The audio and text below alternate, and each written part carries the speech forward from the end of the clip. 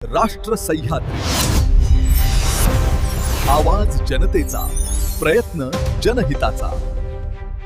नमस्कार, पाहूया अहिल्यानगर जिल्ह्यातील एक महत्त्वाची राजकीय घडामोडीवर आधारित विशेष बातमी। रिपब्लिकन पक्षाच्या चळवळीत तळागाळातून काम करणारे धडाडीचे नेते श्रावण वाघमारे, अशोक गायकवाड आणि राजाभाऊ कापसे यांच्या निधनामुळे अहिल्यानगर जिल्ह्याच्या कार्यक्षेत्रात पक्षाची मोठी हानी झाली आहे। हे नेते आंबेडकरी चळवळीचा कणा होते, मात्र या दुःखाच्या वातावरणातही या दिग्गज नेत्यांची पोकळी भरून काढण्याचे सामर्थ्य शिर्डी शहराचे अध्यक्ष नाना त्रिभुवन यांच्या रूपाने पक्षाला मिळाले असल्याचे गौरवोद्गार रिपब्लिकन पक्षाचे राष्ट्रीय अध्यक्ष तथा केंद्रीय मंत्री रामदास आठवले यांनी नाना त्रिभुवन यांच्या कार्याचा गौरव केलाय। विशेष म्हणजे या दरम्यान नामदार रामदास आठवले यांनी थेट नाना त्रिभुवन यांच्या निवासस्थानी भेट देत त्यांच्या प्रकृतीची व कुटुंबाची आस्थेवाईकपणे चौकशी केली।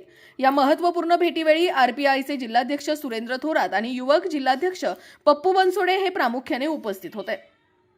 रामदास आठवले यांनी नाना त्रिभुवन यांच्या कार्याची जाहीर स्तुती करत त्यांच्या निवासस्थानी भेट दिल्याने आगामी काळामध्ये पक्षाच्या राजकारणात नाना त्रिभुवन यांना मोठे व महत्त्वाचे स्थान मिळण्याची दाट शक्यता वर्तवली जाते। या घडामोडीमुळे राजकीय वर्तुळात नाना त्रिभुवन यांच्या नावाचे वलय अधिकच प्रखर झाले असून कार्यकर्त्यांमध्ये उत्साहाचं वातावरण पाहायला मिळत आहे। दरम्यान त्रिभुवन कुटुंबियांच्या वतीने नामदार आठवले यांचे शाल व पुष्पगुच्छ देऊन सत्कार करण्यात आला।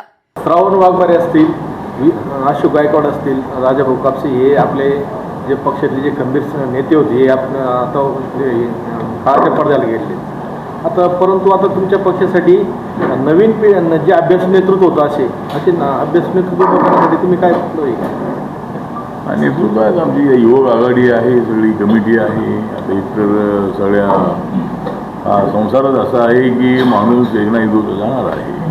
ते जसे गेले श्रावण वाघमारे तर आमचे जिल्हा परिषद मेंबर राहिले, या ठिकाणचे जिल्ह्याचे अध्यक्ष राहिले आणि ते आम्हाला ते आज आमच्यामध्ये नाही।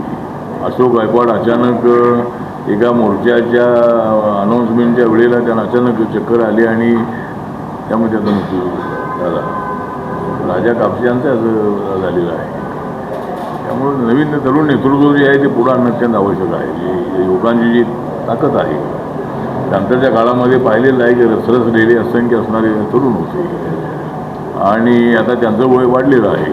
त्यामुळं त्यांनी सुद्धा पक्षात राहायचंच आहे, पण नवीन पिढीला पुढे आणणं अत्यंत आवश्यक आहे आणि त्या पद्धतीनं आमचा प्रयत्न सुरू आहे। या ठिकाणी नाना त्रिभुवन आमचा एका शहराचा अध्यक्ष आहे, तो ॲक्टिव्ह आहे, त्याचा ॲक्सिडेंट झालेला आहे, पण त्याचे 3-4 प्रभाव मी ज्या घरी जाऊन आलो होतो त्याला त्याचा ॲक्सिडेंट झालेला असल्यामुळे असे थोडे आर्थिक सुद्धा आमच्या कार्यकर्त्यांनी थोडंसं ॲक्टिव्ह म्हणजे आर्थिक सुधारणा करण्याचा प्रयत्न करणं आवश्यक आहे।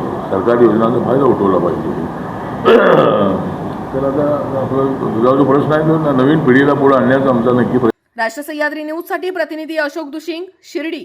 राष्ट्र सह्याद्री, आवाज जनतेचा, प्रयत्न जनहिताचा।